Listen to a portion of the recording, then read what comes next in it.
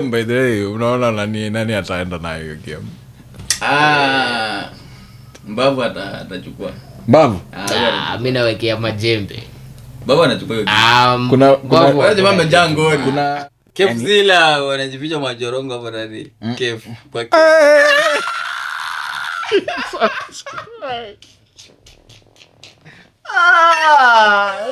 tuko na majirani wanao. Tulia. Kwa nini? Kwani ni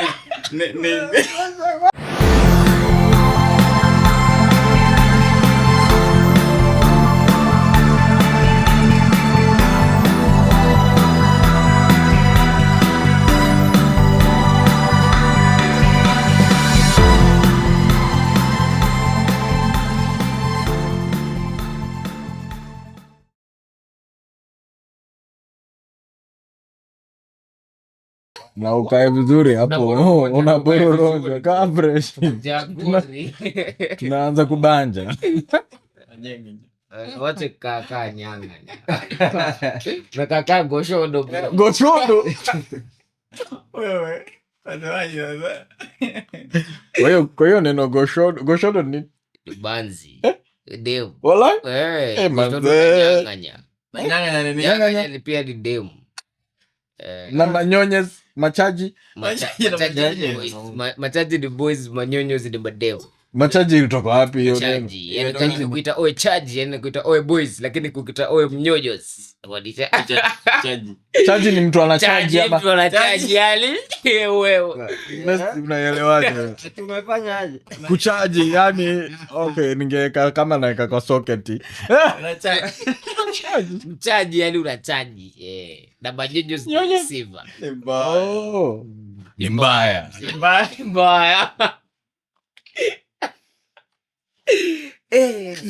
Umejangori. Hiyo game by the way, unaona nani ataenda na hiyo game? Mbavu atachukua. Mbavu? Mimi nawekea Majembe. Mbavu anachukua hiyo game. Kuna jamaa mjango ni. Kuna Jaka Mfine. Unaona ameweka pale TikTok. Ameekelea mimi nimewekea Majembe ya Kigongo. Kila mtu kwa TikTok nini pale comment section anamdunga tao na hata akitaka atafanya Kenya watu anataka. Tyson aliposti nani? Alimwambia congratulations because this guy is sharp. Yeye alitumia ile opportunity kukuwa famous. Unaona but nani Mbavu. Mark Tyson huyo wa Maju. Alicomment kwa tweet ya Mbavu. Congratulations. Mwacha. Lakini sasa unajua Majembe amekuwa in practice mwanangu pale ni amekuwa zoezi alafu that guy has been in boxing. He is a boxer. Majembe Mbavu he was nowhere boxing, yeye alikuwa amezoea street fight. Lakini unajua kuna kwa boxer alafu kuna kuweka mawe. Achana na kuweka mawe bro. Boxer unagonga jiwe. Boxing pale iko na sheria. Unajua Mbavu atafika pale amejaa ngori atataka train for 1 month. Nini? Waliambia ati huyo Mbavu haja train mambo ya nini? Haja train hii time yote walichukua si kitu imeanza kukua hype for 1 month. Walikuwa wanapeleka kila mtu alipewa trainer. Wakatrainiwa boxing. Anafikiri ile kupigana. Mbavu hajakuwa train, amekuwa akishoot content. Anafikiri ile kukosana alafu kupigana ile mtaa. Anafikiri ni hiyo. Kwa hivyo nishote mnasema Mbavu amekuwa akishoot content. Ni mpumbavu. Alimwambia anamvunja kwa sababu hata anaweza kuwa Mbavu ni mpumbavu kwa sababu anataka Mbavu tatu specific tatu. Mmesoma. Hiyo kile usivuke nayo barabara lakini. Barabara kabisa.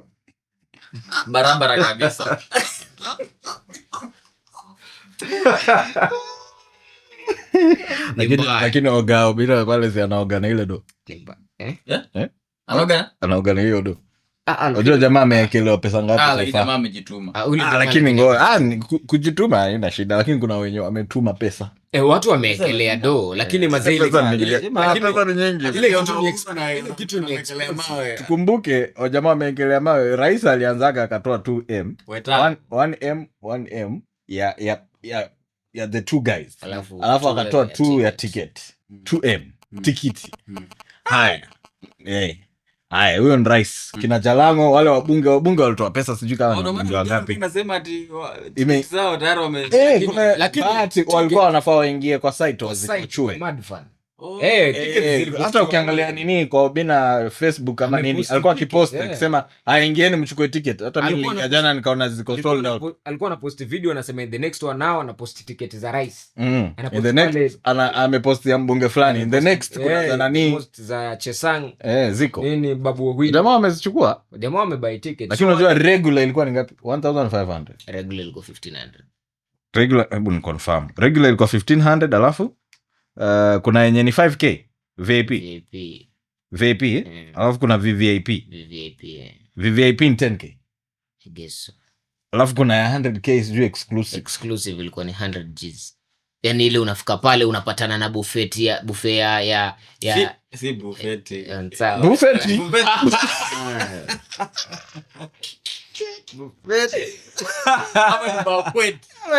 hawa ni bukwet. Na ndio kwa tufunze jana. Nimefanya hivyo mcheke. Nimefanya hivyo mcheke jamaa. Unafika pale unapatana na buffet ya hash grill pale mwanangu unasaviwa. Baba ni buffet na bakwet tena humaanishi ndo mwalimu akizo humaanishi ndo ni asimaanishi ndo unamaanisha flowers. Alafu bado kuna sachet. Sachet. Ngoja tuelewane. Ni sachet. Bouquet. Na buffet. Lakini hizo bora kisukuchonga. Na huwa ni cafe ama na cafe. Huwa ni cafe ama ni ategemea umeingia wapi. Ni cafe. Ukiingia pale cyber. Ni cyber? Cafe. Cyber cafe. Cafe. Si cyber cafe. We, cyber cafe bana. Ile ni cafe kweli. Cyber cafe. Cyber cafe ama cafe. Ukienda kula pale sasa, pale ndo cafe. Cafe zila wanajificha majorongo hapo ndani. Cafe. Kwa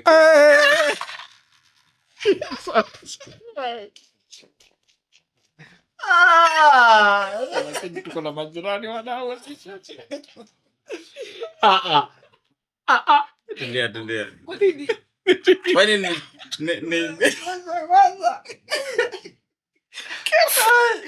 Kef.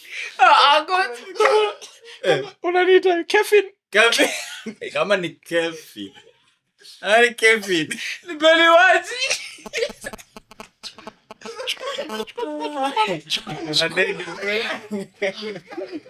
Hii itakuwa ngumu.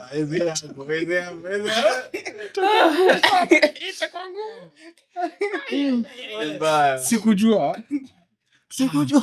Kama utaturegesha mbali. Umesema nika? Wacha tumalizane na hiyo ya kujificha. Ile mwakuchorongi inakuwaga Cave. Na ingine ni? Ipi? Cave. Na hii cafe. Ni cafe? Cafe ni ya cyber. Ile ya kwenda kula pale ni cave. Alafu ya ile mwelforo. Lakini tukisema cafe ni ya cyber. Ile ndio imefunguliwa Voi wanahitaji. At cafe. Lakini hiyo ni kizungu. Na imeandikwaje? Lakini I think hiyo cafe iko na ile coffee. Iko na double F. Cafe kuna double F. Lazima ni Kifaransa. Ile ni Kifaransa. Inakuwaga ile hii iko na kitu hapo juu. Inakuwa na kale colon. Cafe. Yani kitu iko na kitu. Ngoja. Hiyo ni colon.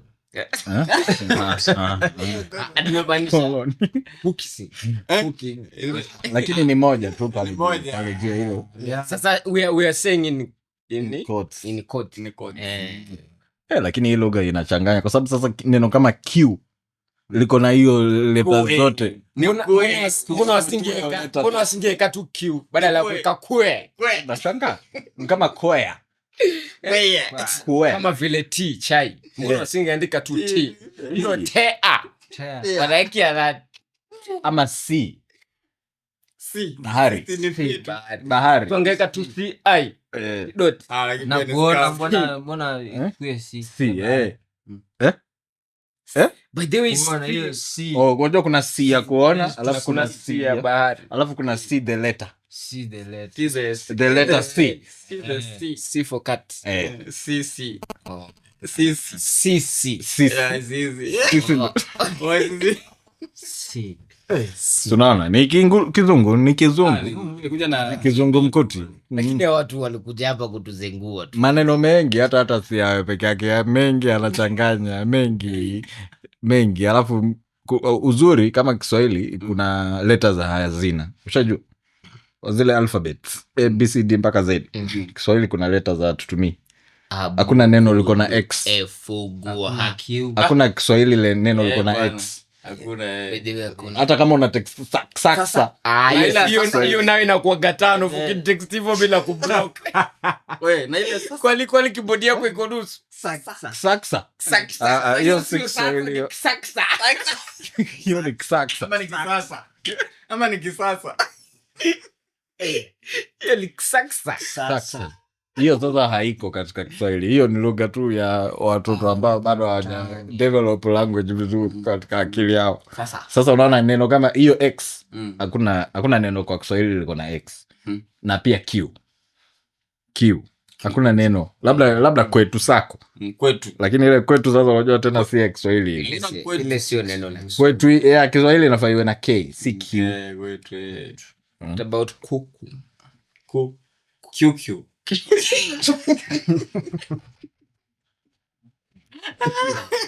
Hiyo feature hiyo akili. Nini ipo? Nini? Gani? Hakuna neno. Kwe. Hiyo iko na Q, iko na K. Hakuna neno liko na Q. By the way. Sorry Alina. Hizo letters mbili peke yake. X na Q. Hakuna neno imeintroduciwa hata mahali hivi.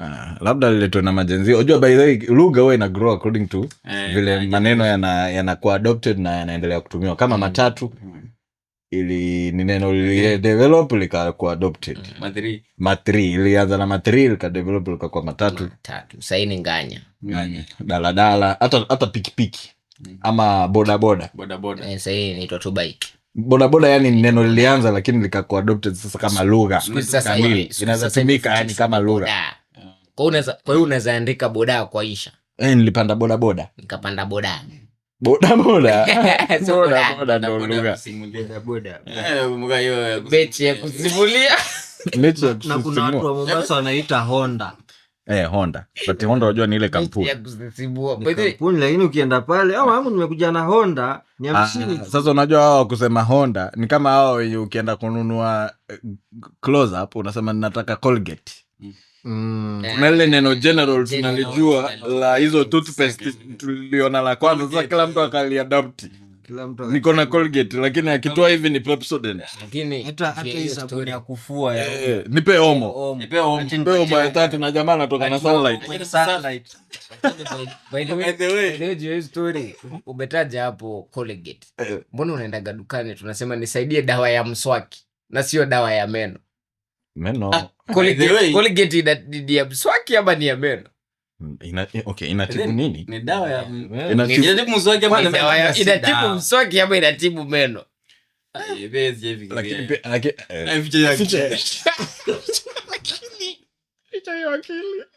Na kwa gabishapu lakini yategemea pia mswaki wako uko katika hali gani. Kuna zingine ziko katika hali tatanishi. Kuna mswaki zinahitaji dawa. Enyewe guys, mbadilishe mswaki. Mimi sio nabii lakini hiyo mswaki umeitumia sana. Kuna mswaki ukiona kuna mswaki Mbona zabadilisha mswaki? Kwani wewe ni nyanga? Kwa nini sasa? Kwani unabadilisha aje? Piga hiyo kitu paka ibaki na ile ni brush moja. Utavune mpaka ile plastic. Hiyo kitu ikue paka ni plastic tu. Mimi naomba maintain hygiene kabisa. Tafadhali.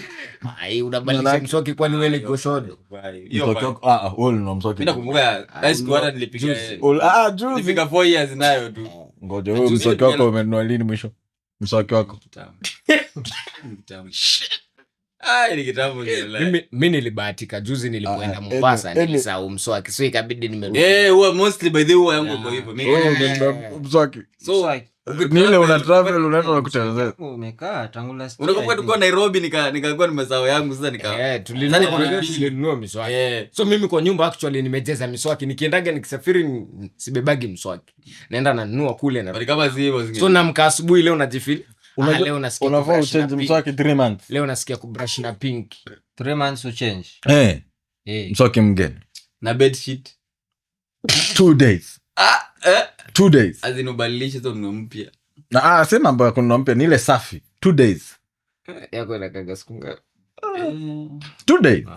Kwani unaingia na matope kwani unalala na matope? Si nikikuja kwa nyumba naoga naenda msafi. Kwani bed sheet inachafuka. Towel inachafuka ichafuki. Kwanza towel inachafuka. Towel na towel yangu ni brown. Inachafuka. Towel unafaa kuosha after wiki, si ndio? Wiki bro. Wiki hapo nako. Wiki mwezi bro. Mwezi size. Mwezi aje sasa? Mwezi size. Mwezi kidogo. Wewe towel. Unless uniambie ni ya white. Ya white unabadilisha kuosha ama kufua yani kufua. Kama mwezi. Kwani unafua after how long? Wewe mwezi aje? Ugogo unajipanguza kitu ya mwezi mzima? Au unasema nini? Unanishtua. Unafua towel yako after how long? Kama 3 days. Kwani mimi ni msafi? Upande wa meno wewe si msafi. Lakini uko sawa. Mbona unajua mnanishtua? Upande wa towel. Mimi nafikiri ninakosea. Wewe acha hiyo kitu igande. Yaani paka uishi kivu. Kwani towel inachafuliwa na nini? Na umeoga ukawa msafi. Ukajirifu. Ni maji unakausha. Ni maji. Sasa ile towel ukishaichukua, ukishamaliza kuoga, wewe anike tu mahali ipate ile fresh air, ibreathe. Unafaa kwanza actually uitwe nje zile germs kidogo. Mwezi itanuka vibaya nawe. Kwani unapangusa nini? Kwani ukitoka kujipangusa unaiweka kwa dust. Usidump, anika vizuri. Jioni ukirudi imekauka. Ikipigwa na upepo jioni ukirudi. Mwezi? Wewe mnesti. Mwezi inapiga. Usiulize mnesti. Juu mnesti ni mbaya zaidi. Huyu jamaa atumii towel kabisa. Wewe na boxer. Boxer ni kila siku bro. Hiyo inaadha. Na kununua mpya. Boxer unakubadilisha after 3 months pia kama mfano. Jamaa mbona mnaangalia hivi? Hawa jamani vue. Usivue but wewe fua. Wewe ufue. Yangu ni mpya jamaa. Ni matri kidogo bana hii. Tukununua? Mimi nakaaga mpaka nashangaa. Hata ndakatano lakini on that note ina depend uko na boxer ngapi. The only time unanunua ni ukishaanza notice shimo. Lakini na mwanaume hivi niulize bro, unadhani kuketi hivi wewe unasugua hivi ngoma na sasa shimo ni kashimo hapa katikati hapa kashimo tu kadogo tu. Sasa unajua the moment nyanga zinaenda zikitembea na tutaweka hapo titi nyanga hapo kwa nyanga titi. Lakini niulize logically mwanaume anafaa kuwa na boxer ngapi? Mimi naona 3 fresh. Ile ama 2. Ukioga ukiingia kuoga unaoga nayo unaanika pale. Alafu kwani unakifuza? Kwani mnaoga na nini? Unaoga na kufanya? Unajosha uso.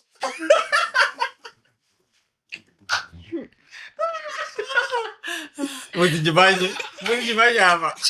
Aja wapo. Mimi naona lazima turudi tu kwa mnegala gloves kama coach. Kama coach. Wewe wacha hivi. Unakifunza bro. The only boxer tunaweza ongelea tukaelewana ni majembe sasa. Niachana naye. I cannot. Kila siku ya wiki uwe na boxer yako. Kwa na boxer zako 7. Unaweza kusahau siku moja kufua. Mimi nilienda pale Kilimall nikanunua zile paki yangu inakuwa 6. Ile siku utasahau. Kwanza vile umesema una travel. Kunanyesha mvua. umefua vile umesema una travel mkienda pale mmelala lazima uvae. okay sasa sahi for example sahi tunaenda kushoot Mombasa alafu event inachukua wiki mzima Tuseme zikienda sana kama 4 zikienda sana sawa hiyo si kitu eti ni lazima ni mtu kwanza nazia lazima ni mtu mwingine kwanza lazima uvae ama ni lazima iliandikwa wapi ni sheria kwanza si healthy. do you know that tunajua but hawa do you know that wakati Yesu anafariki ile nguo yake ndani ilikuwa inapigwa mnada mbona iliuzwa by the way ilikuwa inapigwa pale nini bet inapigwa mnada wala watu walikuwa wana bid the highest bid alienda nayo basi lakini mwenye alipata Yesu si alikuwa anavaa bajiko na mbele ilifundiwa bajiko moment na mbona alikuwa anataka hiyo sitaki ku blaspheme jina la Bwana hapa wewe lakini si haikuwa ya ndani nawe wewe tutafute ilikuwa ndani hemu angalia bwana hivi search Google si nguo ile sina juu haikuwa ile nini yake alikuwa amevaa ya juu ilikuwa boxer mango ya juu hiyo time hata bwana hakuwa na nguo ya juu wakati akibebwa badala lakini si ulikuwa ni zile vibinda za kufungwa hivi mimi sijasema ni boxer tumesema ni nguo ya ndani ya ndani kwani boxer si vitu vimekuwa invented tu majuzi hiyo time hata ilikuwa ni ngozi ama hayo walikuwa na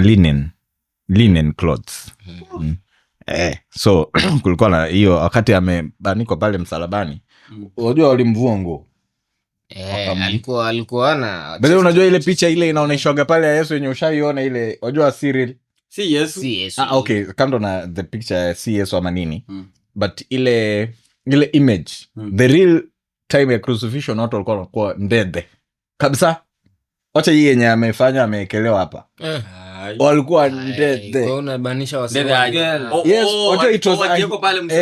watu it was a humiliation maana nasema ni aibu ilikuwa ni a humiliation act unaachwa hivyo vile ulikuja kwa hiyo mzee Yesu mzee na unaanikwa tu hivi sio poa baadaye wakumfanyia fiti na sasa hii tayari tunataka tunaona sasa Yesu anafufuka kesho je story jamaa wazee a moment of silence a moment of silence please niulize hivi wewe ungepatiwa siku za kuchoose ungechoose uishi mpaka miaka ngapi mwisho yani hivi utasema tu yani mimi nikifika 70 nimechia yani niacheni niende mimi nenda 200 yani kwa realistic hakuna unajua miaka imepungua tukienda kwa Bible watu walikuwa wanaishi hata 900 years na sasa hii time technology pia inaenda ikisonga so kuna venye wana the more tunasonga zinapungua wanacheza kukagua miaka inaweza the only thing watu wanangangana kufanya ni ku preserve their identity ama their memory ndio maana utasikia sijui kina Elon Musk wanatafuta chip yenye hata mtu akidedi ile brain yake iendelee kuwa active maana ujamaa labda alikuwa na innovation alafu amededi no so ameshagundua kuzuia kifo itakuwa ngumu lakini tunataka kucapture ile brain ile software tukae nayo kwa hivyo kuelongate so nini alikuwa anafikiria unaona hata hao watu wakubwa hawa kina Putin kina Kim Jong Un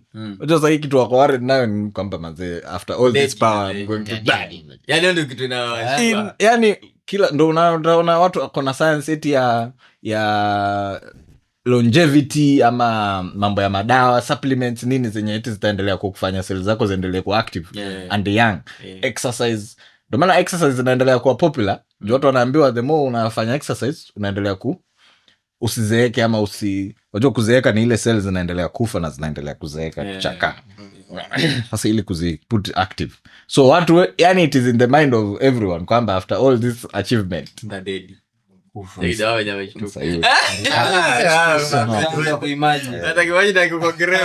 unajua mazee mambo ya Mungu unajua hata useme hata ukule masupplements hata uamue ufanye exercise godi akiamua mazee mimi leo jioni mazee na kutaka sapu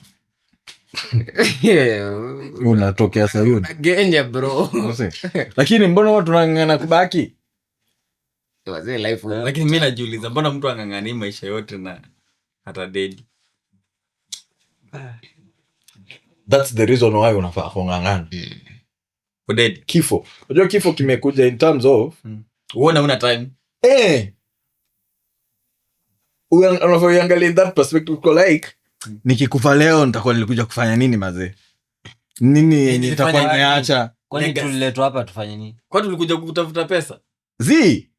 Pesa it's part of hapo upate zi ndo tunafanya dhambi. Hatukuletwa tufanye hizi vitu tunafanya dhambi hapo. Yaani labda tulikuja tu tukae porini hivi. Ona nini? Kule matunda. Ona ukisoma biographies za jamaa wote tunawasomaga sijui kina Martin Luther. Unajua kwa nini tunawakumbuka? Martin Luther King. Because alifika life akagundua life is very short but I need history to remember me for something. And utakuta walipogundua hivyo ndo walichange perspective ya life yao. They didn't just live, eat, drink and sleep. Ingekuwa ni maisha tu yake niende kazi nijenge nilale hatungewahi mjua. But aligundua maybe there's something nimekuja kufanya na nafaa nifanye. And inaweza kuwa ndo hiyo watu wanaita purpose. Ni kitu mzuri. Okay, uzuri iko relative. Si lazima kuwa kitu mzuri, pia wanaweza fanya kitu mbaya pia. Kama Hitler tunamkumbuka kwa sababu Osama. But sasa unajua sisi ndo tunaona mbaya. Unaona? Kwake yeye anaona this was a calling. I was called at such a time as this to eliminate every Jew. Yeye anaona so this is the reason why I was born. For such a time as this. And hiyo kitu inampatia fulfillment mbaya. And he has a reason to tulikuja tunakimbia hivyo tafuta legacy. So mwisho wa siku tukikumbuka kwamba tuna dead, lazima nijue hii footprint nilikuja hapa duniani lazima niwe and kuna kitu unique mimi tu ndo naweza fanya. Hakuna mtu mwingine anaweza. And si lazima hata saa zingine kwenye hizi vitu kubwa zenye tunaziona kwa news. Bado napiga reference ka Bible. Unajua Bible kando kuna kuitumia kama religion, unaweza tumia kama historical book. Vile tu utaifeel. Ukiangalia kwa Bible, Jesus anakaa very historical big figure mwenye alikuja akafanya kitu fulani magnificent na watu bado wanaikubali, wengine wana subscribe into it. But kuna mtu pale mwenye anaonekana alicheza role kidogo kama mtu anakuwa kwa movie hivi kama supporting character. But hiyo role yake ilikuwa vital. Babake Yesu, Joseph. Bali kuna mtu alikuwa sema jamaa alicheza sana lakini hajatambulika. But ndo nakwambia saa zingine role yako si lazima ikue ndo the most profound, but kuna mahali kama ukicheza zile puzzle ukimiss piece moja, hiyo puzzle haileti ile picha. So ile piece hata kama unaona iko insignificant, pale itawekwa ndo inaleta ile big picture. Baadaye mtu akiview. Somebody ana story yake pale. Joseph akona story lakini kidogo. Joseph story yake usi-underestimate kwa sababu story ya Joseph usi-underestimate kwa sababu yeye ndo anapatia Jesus legitimacy ya kwamba Jesus is coming from the tribe of Judah, because Joseph ndo ako kwa tribe ya Judah. Unaona? Yeye ndo anampatia ile legitimacy ya kwamba Jesus is a son of Israel. Unaona? So hiyo ndo significance because yeye alikuwa anafaa kucheza hiyo role. Story yake ilienda kabisa mpaka mahali ya miaka alikufa nayo kweli. Alikufa mahali silently. Lakini nani Joseph ndio alikuwa buda kesho. Baba mlezi lakini si ndio? Hakuwa baba mzazi. Baba mzazi na baba mlezi. Baba mzazi na mlezi. Ile bole ilikuwa yake bana. Bole ilikuwa ya Saja. Kwani wewe baba yako hiyo semen alitoa wapi? Hiyo yenye aliweka. Sasa how do you explain it? Haina tofauti. How do you explain it? Haina tofauti. Because huyu ameitoa wapi? Lakini sasa mbona Mungu asingetumia Joseph? Asingetumia akaingiza kwa Joseph alafu Joseph aende kupi? Mbona kaenda direct? Ni mnajua. Kwa hivyo mnamaanishaje? Kwani mlijuaje? Eti aliingia direct. Zigode alienda direct. Sijasema kuingia. Wewe. Asi tunasema. Sitaki kupigwa radi. Kama Mungu alikuja akasema, unajua Mungu ni, unajua God is the Holy Spirit, isn't it? Anaweza kuja akagusa tumbo ya Mary that can happen. Kitu kikaanza kuform huko ndani. Si lazima awe alipenetrate. Si ndio? Sasa swali langu ni mbona akaenda direct kwa Mary instead of kupitia kwa Joseph? Sasa hii inahitaji muda. Lakini kitu cha kwanza ukiwa una explain hiyo ukae ukijua kulingana na Mungu mwenyewe. Mungu amejiweka kama mtu fulani, mawazo yake hayachunguziki. Ushaona? Lakini ametupatia tu chembe kidogo ya sisi kuidiscuss. Unaona? Kwa mfano, hiyo birth of Jesus iko complicated in terms of he's supposed to be human but he's still supposed to be as holy as God. No? A spirit. Exactly. Ingekuwa hii mimba imewekwa na ndo maana Mary alikuwa virgin, so alikuwa haifai kukuwa contaminated. Unaona? Ingekuwa hii mimba imewekwa na mwanadamu ingekuwa contaminated. So God alikuwa inabidi anacheza between hizo line ya kwamba uikuwe ni mwanadamu lakini tukicontaminate itakuwa haifikii vile viwango venye nilikuwa ninaweka zile standard. Lakini unajua bro, ni kama ulikosea karia. Karia? Zakaria ama karia? Kwa mchungaji sasa ndugu yangu. Kwani si ninachunga bro? Nachunga maisha yangu. Nachunga maisha yangu ndugu yangu. Sasa hivi mwanangu ukikuwa pale unatuitisha sadaka, tuma mbegu. Panda mbegu. By the way, mnafaa mtume kitu hapa, mimi siwezi jiwezi na kwa hiyo namba hapo chini hapo. Sema unaweza mtumia support yenu kwa labda on the screen there. Tumsupport kijana aende mbali na Swahili. Mnasema tufungue kanisa si? Tayari niko na watu wa nini media hapa ya kunikava. Mimi ukiniweka kwa treasury itakuwa sawa. Hata Judas alianza hivyo juu.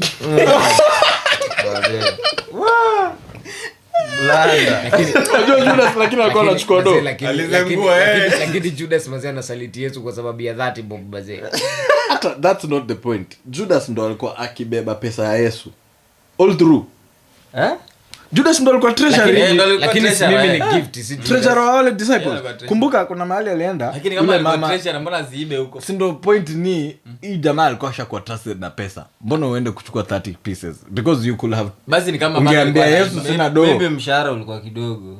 Kwa hivyo Yesu alikuwa anamwanda pay. Basi ni kama alikuwa anaiba baba. Ama ni kama pale kwa Yesu. Exactly. Ni kama alikuwa anaiba pale wale treasure. Hata nitakutafutia nini. Sasa jamaa alikuja akaofiwa ganji mazi. Lakini hata Judas alikuwa gay. Unataka kukisnadi bana, lazima kibodobe na kibodo. Lakini hiyo kitambo alikuwa wanakisiana. For example sasa hivi eti nakuja kusaliti na kushika na kupiga kimuji. Wazee ndo bado hizo content sasa hiyo zina kikana yani. Kuna yake kwenda. Ati mdesti mazee nakuja na kushika na kupiga kimunju basi. Alimkisi wapi?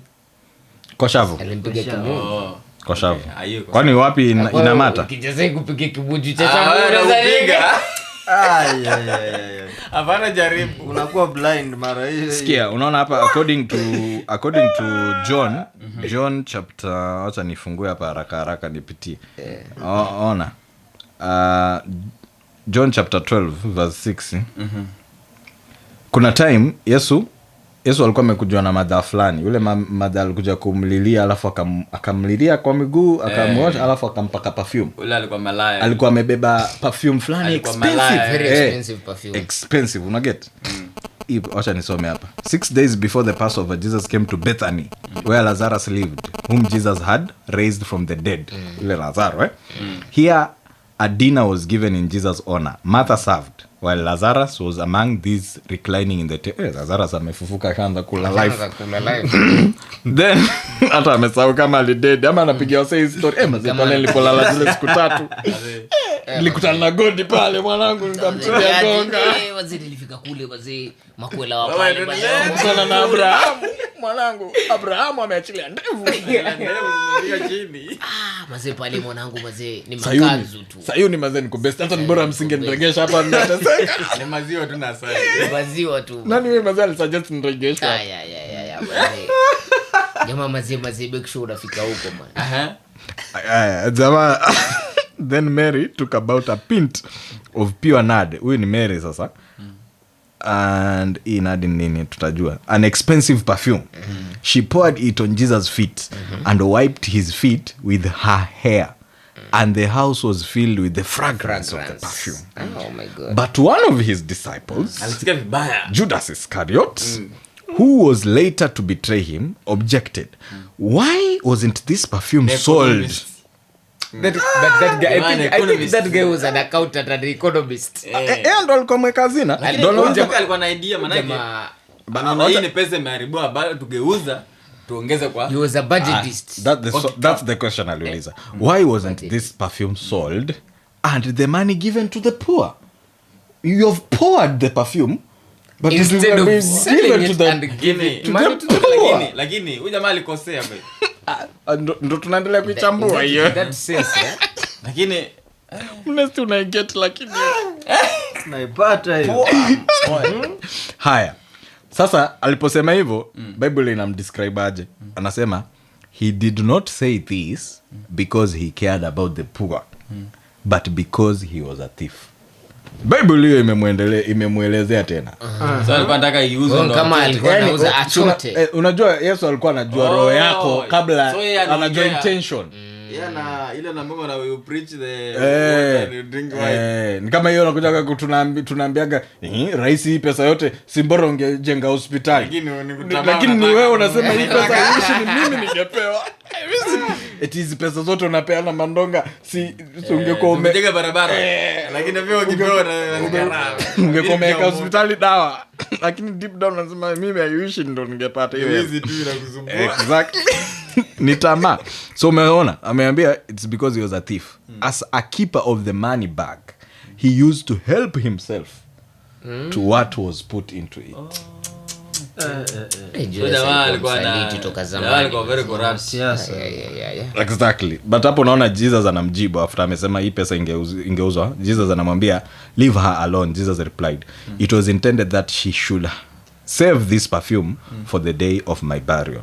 You will always have the poor. Hapa ndo Yesu anasema. Na sasa nikuulize context ya hiyo mafuta ikufocus sana na huyu mwamba huyu wenye alisaliti Yesu ama kufocus na huyu mwanamke? Both, because ime expose both.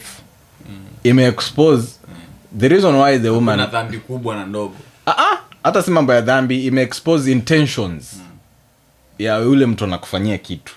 Unaona? Huyu mama amekuja, moyo wake ameupoa out. Unajua kumwaga hii perfume na vile amesema ni expensive, ilikuwa inaonyesha kwamba I don't care about this money. I've sacrificed it for your sake, for Christ. Lakini huyu mwingine anasema I wish msingeimwaga. Tunge ipelekea nani pale. Lakini ningechota kidogo na mimi nijie. So it is about mwingine ako selfless. Amesave perfume yake, mwingine ako selfish. Unaona? Unaget? Naomba muendelee kutuma hiyo sadaka. Fungu liendelee kuingia. Ama ulisoma CRA? CRA?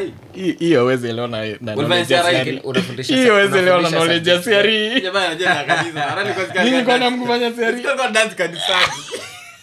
Ama alikuwa class ya theology. Huyu jamaa nasikia alikuwa na dance. Lakini unajua si hata kudance. Huyu jamaa alikuwa assistant pastor, ndio alikuwa anabebea mchungaji Biblia. Au sio? Yaani mpaka amebeba gospel. Ndio unapeleka nani, si tuseme tu.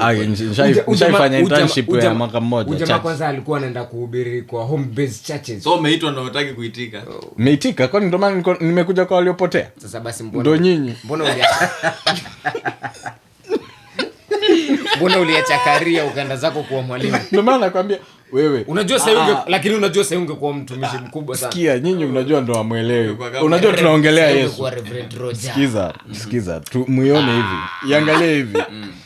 Yesu unajua alikuwa anaenda kanisa gani? Yesu alikuwa exactly. Alikuwa mchache.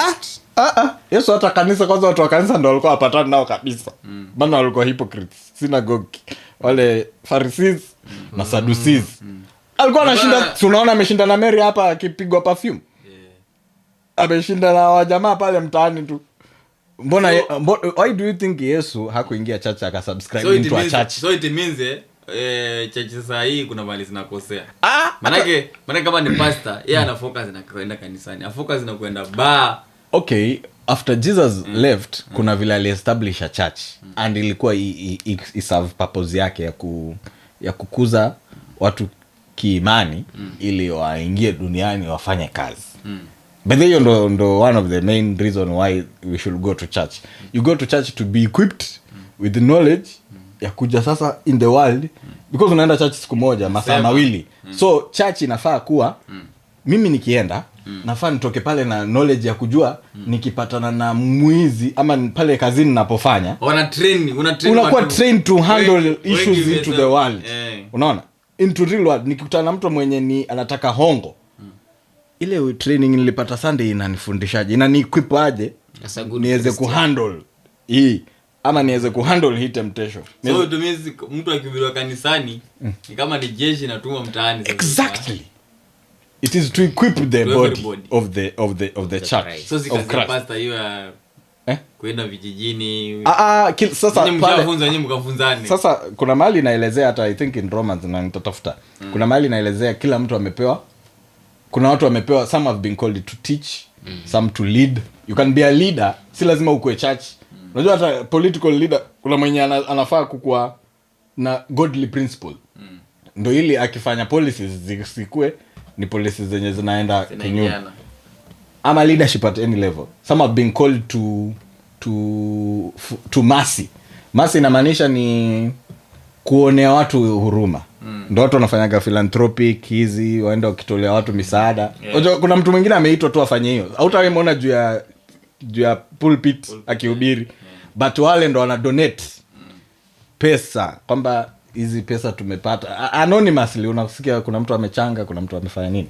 So unaona some have been called to kuna nini kama 5 hivi zenye after some have been called to be evangelists. Evangelists ndo wale wanazungukaga sasa bwana anasema wala wanaenda mtaani dhambi.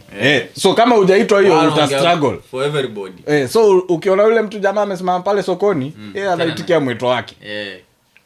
Yeye hajaitwa aenda kaa kwa nyumba sema mahali ya yeye ni evangelist. Kuna mwenye atafikia kwa ile kutoka hapa akaenda Mombasa anaendea kina Eva huko sokoni. Sadaka unatoa pale ukiendaga. Yule hata shine mkimfungia kanisani. So unajua pastor inatokana na ile, unajua kuna neno pastoralism. Pastoralism ni ile taking care of the sheep. A pastor anafaa take care sheeps. Ndio maana kia kanisani kondoo wachungwe, walelewe, wakomae. Lakini Christianity unakumbuka mzee ukiwa primary vile ulikuwa unakutana na question inakuja na eti ukiokota pesa mzee umekutana na 1000 chini kwa njia bro. Alafu as a good Christian what should you do? Alafu kuna options pale 1 take it to your teacher, 2 take it to your parent, 3 take it to the keep it, or number 4 take it to the chief, area chief, or D none of them. None of them. Hiyo none of the above hiyo ndio kwa nakifikiria hiyo. Hakuna moja hapo. Sijaona ile ndio. Mimi kama swali sielewi kwa naweka hiyo ya mwisho. None of the above. Sielewi. Lakini manze unajua zile questions zinakaa ziko easy lakini zinakuwa tricky. Ni ngumu. Hizo questions za choices. Kuna choices ziko mbili hapo unashangaa lakini ilikuwa ni hii ama ni hii. Ziko almost kufanana yani. Ilikuwa ni tricky sana hizo options. Zinakaa kama umeambiwa upeleke mzazi ama upeleke chief. Unajua hapo unaweza kuwa na kutrick mzazi ni mtu wa kwanza mwenye tuonana na yeye. Chief hapo mbali. Ama urudishe kwa mwalimu. Ama urudishe kwa mwalimu. Sasa unajua hapo kuna kama ile isha jamaa alikuwa andike mechi ya kusisimua. Unajua niliona kuna jamaa alireply pale. Akasema oh my god. Tusomee hapa. Hebu isome. Tusomee tusikie na sisi. Mechi ya kusisimua. Ilikuwa Ijumaa moja. Musa akaniita nyumbani kwao. Tucheze kibe. Ghafla binvu nikafika kwa kina Musa. Sasa alienda ghafla binvu vipi? Kwani alivanish? Vup. Akatokea. Haya. Nilishangaa kumuona Musa kumuona amevua shati. Nikamuuliza Musa, mbona umevua shati? Akasema ninasikia joto. Akanishika akaniambia nivue shati kuna joto. Nikavua. Akaanza kunishikashika. Akaniambia tuende msalani. Tukaenda akavua suruali na bukta. Akaniambia ni chuchumae. Akanitit hapo. Soma tu ndugu yangu. hapo kwa tit. Ai jamaa ameandika akanifanyizia hapo chooni. Nililia sana lakini nilisisimuka. Hakutaka content ya kusisimuka ipotee. Ayo. Unaliaje na umesisimuka? Hiyo mpatie 2 out of 10. Ungangana kuingiza mada. Ungangana kuingiza mada. Nilisisimuka. Na uko nje ya mada. Sasa shida huyu ametufikisha kwa mechi, lakini sasa hatujaona hiyo mechi yenyewe. Mweke 0-2 yaani kama ile wachezaji wakwambia tulienda tukashuka kwa gari tukaingia kwa changing room tukabadilisha tukaingia uwanjani tukafunga mabao mawili tukashangilia tukamaliza. Na hivyo ndo mechi ilisisimua. Sasa mweke 0-2 ya kuharibu rangi tu. Alafu hapo chini ameweza na hiyo ndio mechi ya kusisimua. Jamaa ameandikiwa nione 0-2 nione staff room. Lakini we Kenya wazee, Kenya kuzuri. jamaa mazee wako serious kabisa. Jamaa wako serious kabisa. But anyway, according to all this, mwisho wa siku tulikuwa tunasema tutadedi. Tutadedi. Lakini mwisho wa siku ni lazima bitter truth.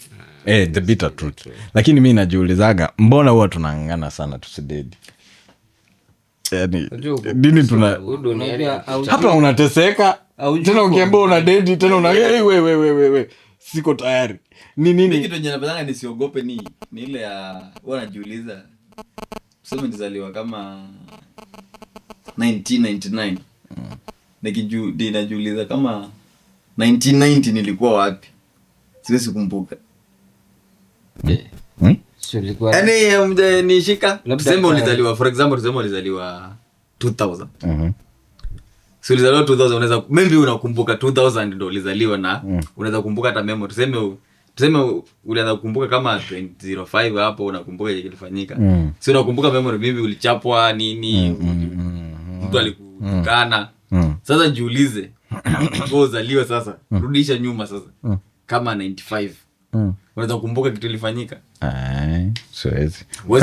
So it means ukifa utasahau hivyo hivyo. Yaani utakuwa hivyo hivyo. Kama ukumbuke 95 ulikuwa wapi, mbona unataka kunang'ana kukumbuka ukifa utaenda hapo? Azimiwa naichukulia hivyo. Okay, yaani usiogope. Kuna aspect ya kwamba ukishazaliwa basi, yaani hivyo too bad. You're already here. Hiyo kufai kwa hivyo kuna nakomuoga. You are in need. Si kuogopa. Point ni unajua hata ule mwaka mwenye nilizaliwa tayari sikumbuki nini kilikuwa kinaendelea huo mwaka wa kwanza. Sijui. Sasa hivyo ukifa sasa utakumbuka, hakuna kitu hiyo story imeishia hapo. The problem is what if kuna afterlife? The problem is tayari tunajua afterlife iko in one way or another. Kuna afterlife lakini hakuna before life. Afterlife hivyo. Before life inakuwaga ni hiyo kitu nashtua. Before life unaweza kuwa ulikuwa njugu. Unajua before life ni ulikuwa mhogo yani. Ulikuwa mbuzi. Unajua kama unaona mbegu. Unaona acid. Acid kama tuseme tu tembe ya mkwaju ama mchungwa. Ikiwa hivi. Hiyo ni before the tree. Hasa ule mtu ukianza kujiuliza, okay, nilipopandwa nilichipuka. Nikapanda. Hasa before ule mtu utoke, before yake haikuwa in this form ya mti. Unajua?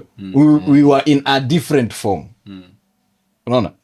Kama sisi sasa nikitoka hivyo. Ndo kama Bible kuna jamaa anaandika pale anasema you knew me even when I was in my mother's womb, even before I was conceived in my mother's womb you had already predestined me. So it means kuna before life iko sasa. Yani, mbona mnataka kuruka iko kwa sababu but haukuwa hivi kama mwana you were a thought. Ndo kama ule mti haukuwa kama mti eti tulikuja tukaupanda, ulikuwa kama seed, so it was in that different form. Unaona yule jamaa amesema sasa tulikuwa in a different form. So hatuwezi rudi hiyo form. Tayari ukishatokea basi ule mtu hawezi rudi tena kama seed. The only way ni uende next. Hiyo time ulikuwa spirit. Tunaweza sema ulikuwa spirit. Na ukifa si unarudi tena spirit. Somehow. Sasa hizo vitu the same. Somehow but in a different dimension. Yaani haurudi nyuma. Ndio maana nimesema ukishazaliwa basi. Kama mtu ukishachipuka basi. The next unaenda ni next, si ya kurudi into a seed. Unaelewa? Sasa unajua hapo kwa after yani si circle. Labda huu mti utoe seed ingine, lakini huu mtu wenyewe hawezi rudi piga kwa seed. sababu wale watu wamededi mazee tangu hii dunia iumbwe. Ni watu wengi sana. Wengi Sana. Hata wakifufuliwa sasa wengi biro. wanakuwa accommodated. So that is like But unajua bado that is hatujaoccupy like dunia vizuri. Bado so ni kama kifo ni ya kubalance because Yaani ya kubalance tu. kifo ni important, ndo maana nasema kifo ni important. It's part of It life. is a balance. Because without death you will not appreciate life. Sure. Utakuwa unaona tu ni kawaida tu. Tunaishi tu. But unajua the moment unaonaga kila time tunakaa vizuri, alafu ukisikia mtu fulani amedead kama ni mtu wa karibu unaanza ku mzee life. Yaani unajifanya unaomboleza lakini kuna vitu. Yaani inakuhit kidogo. Inakuhit lakini Unakumbuka. inakukumbusha mazee you are not here to stay. Manze hapa. basi ile Inakukumbusha. Unaweza kuwa ulijisahau wewe uko zako unaamka unakula raha unakula, lakini ukisikia mtu wako kama kifo ya baba ilikuwa unasema mzee baba kumbe pia alikuwa dead. Sasa watu wanajileta wanajileta kwa hiyo sawa. Jamaa ulikuwa unaona jamaa wanalia kina Ledama wanalia Ichungwa wanalia pale parliament bana. Sasa hiki kitu kumbe ni real. Yani inatufanya we get back in touch with life. Kweli. So the death iko na maana yake. Iko na importance yake. Kwa sababu inatukumbusha kwamba life is to be lived. And you have to live life. Amini Mungu tu. Heri umwamini umkose. Kuliko au sio? Utoke hapo unasema Mungu ni joke. Then heri uamini ufike kule ukute hayuko. Kuliko ukose kuamini alafu ufike ukute amedunda pale. Ukute mzae yako pale. Amini. Kwa mbaya. Inakuwa mbaya mzee. Uanga bad. Sasa unaamini Mungu yupi? Yupi sasa? Mungu wa Ibrahimu, Isaka na Yakobo. Okay. Mungu wa baba zetu. Sasa anasema kila mtu na Mungu wake. Hapo sasa. Mungu ni mmoja. Lakini ni mmoja. Hapana. Mungu ni mjambo bro. Wewe kwa nini unaamini yupi bro? Ni mmoja lakini wanamwabudu kupitia njia tofauti. Njia ni tofauti lakini Mungu ni mjambo. Ni mjambo. Lakini kuna wale wako na Mungu 1 million. Miungu. Kuna wale wako na miungu. Kuna Mhindi pale ako na ng'ombe yake pale ameweka pale sanamu ng'ombe. Haezi chinja ng'ombe, atachinja Mungu wake. Sasa lakini nayo ya ng'ombe wanachukulia serious. Anasema mazee ni ng'ombe mazee. Vile sisi tunasema ni God. Ni ng'ombe mazee. But we thank the cow. Mazee ulifikiria aje ni ng'ombe mazee. lakini hawaiti ng'ombe. We thank the cow. Ni Mungu tu. The cow. Anaita tu hivyo. The cow has really come through for us. Lakini hiyo aspect mpaka kuja kwa mini ng'ombe ilikuwa aje? I don't know. Sijui lakini. Ndio maana Afrika tungebaki tu na zile miungu zetu. But unajua God, even in the Bible, God is very complicated. Na hapo ndo by the way hizi denomination zote zinatokea because kila mtu anaweza prove why we believe in God. God, kuna picture ambayo inakuwa mentioned in Revelation, iko na I think 4 phases. A creature in heaven ambaye ako na 4 phases. Face moja ni ya mwanadamu, face nyingine ni ya eagle, nyingine ni ya simba, and I think nyingine ni ya another animal, wild beast fulani. Si ng'ombe. Something si serpent. Serpent ni Iko na something buffalo hivi ama something, siko sure. Ni ng'ombe. Ama ng'ombe sio? But not really ng'ombe, iko kwa hiyo family ya kina ng'ombe, buffalo na nana. So unajua mtu fulani akiona revelation yake tofauti ataenda ambie mimi najua Mungu wetu ni ng'ombe, maana niliona kichwa cha ng'ombe hivi katika ile revelation yao. It's like inategemea umemwona na side gani. Kila mtu amemwona na angle yake. Lakini Musa alimuona lakini hakuweza kusimulia. Musa. Lakini Musa hakuona sura. Musa hakuona sura. Yeye aliona tu alikuwa anaongea naye. Aliona nini? Aliona nyuma. Mgongo. Lakini aliona Mungu yupi? Sema hakuna mtu aliyeona Mungu. Lakini aliona Mungu yupi? Okay, tunarudi kwa huyu Mungu mmoja. Unajua huyu Mungu mmoja tena ako Mungu watatu. Huyu mmoja God the Father, Hapo the nako Son, ndo and the kuna- Holy Spirit. bana. kuna God the Father, God the Son and the Holy Spirit. Sasa That's- Musa, The Spirit Aliona Yesu. haionekani. Musa aliona the Father himself. Ama aliona Yesu. No. Because Yeye alikuwa anaongea na Mungu direct. Si alikuwa anaenda Mount So Sinai. ni Mungu Father. The Father himself. The Father. Mko sure? Yeah. Kwanza Soma aliona image. Hebu soma hiyo maandiko. Hata kuna mahali aliandika bedhi akasema I've seen God and I have not died. Kuna mahali alisema hivyo. Acha tuangalie Musa mlango wa, lakini hakuna kitabu cha Musa. Hizo Genesis, Moses Exodus. sees God. Kitu kenye kimeandikwa kwa Bible ni Moses was God's friend because he spoke to God face to face. Sasa sijui alikuwa anamface vipi. Unanielewa? Hebu soma. So unaona hapa hii ni chapter Exodus chapter 33. Exodus chapter 33 verse 18. Wacha tuingie pale haraka. Exodus Kwa moja. moja kwa moja. Hadi kwenye